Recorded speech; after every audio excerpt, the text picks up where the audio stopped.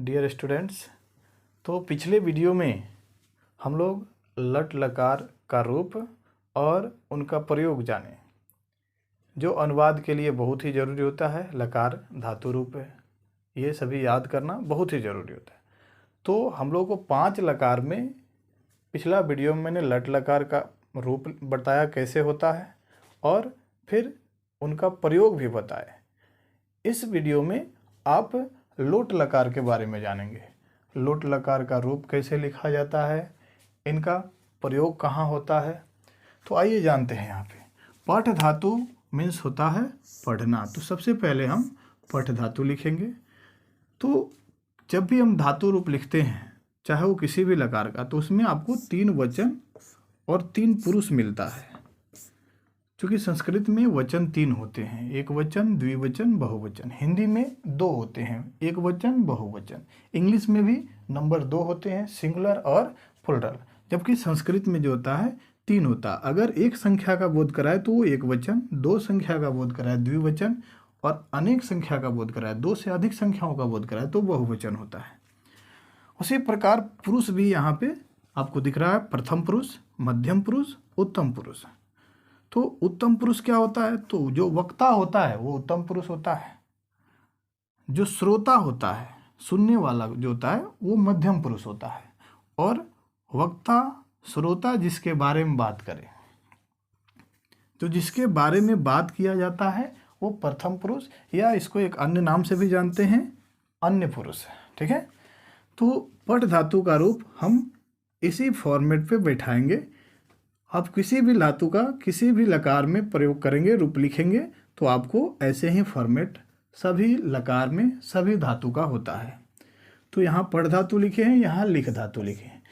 तो आइए जानते हैं कि पठ धातु का प्रयोग हम कैसे, पठ धातु का रूप हम कैसे लोट लकार में लिखेंगे।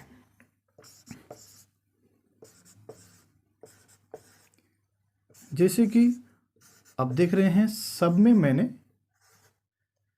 एक वचन, द्विवचन, बहुवचन, या प्रथम पुरुष में, मध्यम पुरुष में, उत्तम पुरुष में, सब में मैं पठ धातु लिख दिया हूँ, पठ। अब इसमें कुछ प्रत्यय जोड़ देंगे तो ये लोट लकार रूप पठ धातु का हो जाएगा।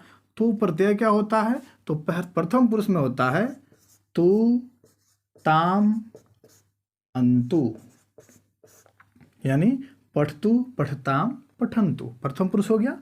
फिर मध्यम पुरुष में होता है अ, तम, त।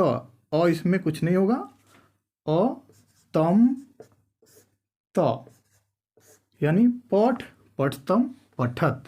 उसी प्रकार उत्तम पुरुष में आनी, आव, आम, यानी पठानी, पठाव, पठाम। अब ये पठ धातु का रूप हो गया। इसी प्रकार लिख धातु का रूप होता है लिख।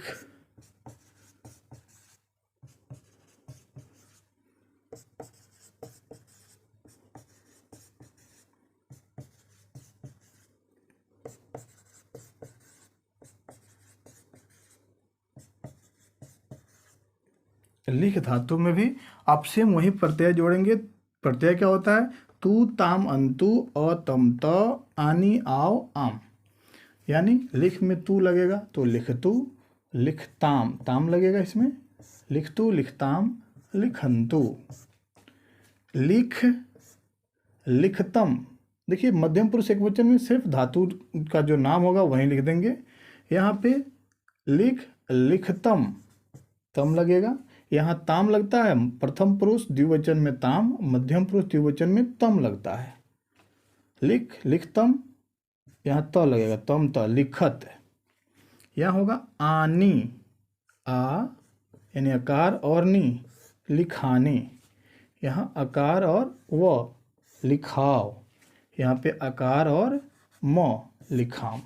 तो इस प्रकार से आप किसी भी धातु का रूप जो है लोट लकार में आप प्रत्यय जोड़कर लिख सकते हैं। तू, ताम, अंतु, अ, तम, त, आनी, आवाम। अब इनका हम प्रयोग जानेंगे कि लोट लकार का प्रयोग होता कहाँ है। प्रयोग किसी भी धातु में लोट लकार का प्रयोग आप किस प्रकार के वाक्य में करेंगे। तो जब वाक्य के क्रिया से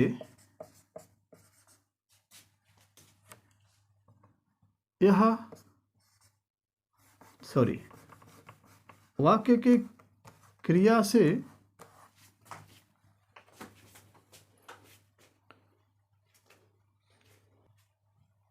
जब वाक्य के क्रिया से आज्ञा, आशीर्वाद या सलाह यानी एडवाइस लेने अथवा देने का बोध हो,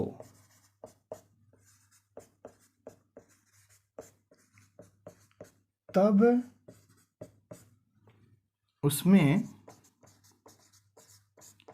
लोट लकार का प्रयोग होता है। लोट लकार का प्रयोग होता है। जैसे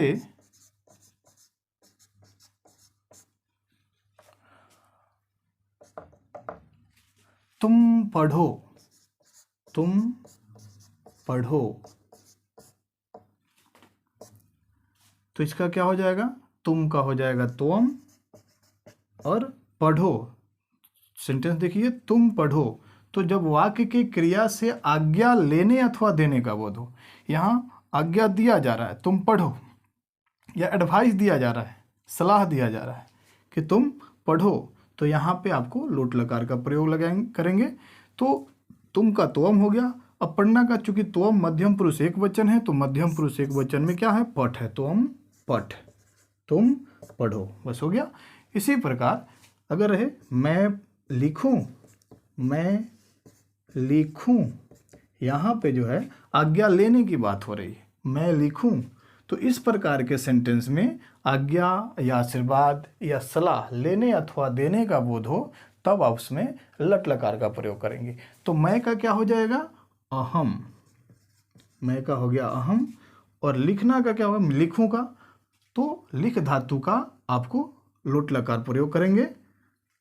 यहाँ पे अहम के साथ कौन सा आएगा इसमें, क्योंकि अहम जो है उत्तम पुरुष एक वचन है, तो उत्तम पुरुष एक वचन में क्या है, लिखानी, तो अहम लिखानी, अहम लिखानी। तो इस प्रकार से आप किसी भी धातु रूप को लिख सकते हैं और साथ में इनका प्रयोग आसानी से कर सकते हैं। तो जब तक आपको किसी भी एक धातु का अगर लट लकार रूप याद करते हैं तो उस पर अनेक धातु रूप याद हो जाता है, और यदि लोट लकार किसी एक धातु का याद कर लेते हैं लोट लकार रूप, तो उससे अनेक धातु रूप को आप याद कर सकते हैं, अनेक धातु रूप याद हो ही जाएंगे। और फिर उसके बाद आप जब देखेंगे कि जब वाक्य का क्रिया से यह पता चले कि वह वर्तमान काल में हो रहा है, तब उसमें लट लकार का प्रयोग करते हैं, जैसे कि पिछले वीडियो में मैंने बताया है। और जब वाक्य के क्रिया से आज्ञा या आशीर्वाद या सलाह लेने अथवा देने का बोध हो, तब उसमें हम लोट लकार का प्रयोग करते हैं। तो जब तक आप संस्कृत सर्वनाम जो पहले वीडियो में मैंने डाला है और उसके बाद ये धातु रूप नहीं याद होगा, तब तक आपसे अनुवाद नहीं बनेगा। इसलिए सबसे पहले आप संस्कृत सर्वनाम प्रथम वीडियो वाला जो है उसको याद कर लें, और उसके बाद एक एक धातु रूप पांचों लकार में याद कर लें। उसके बाद आप आसानी से कोई भी अनुवाद जो है जो धातु रूप से छोटा छोटा जो वाक्य है उसको बना लेंगे। फिर उसके बाद हम शब्द रूप का प्रयोग पढ़ेंगे, तो उसमें हम बड़े बड़े सेंटेंस का अनुवाद बनाना सीखेंगे। Thank you.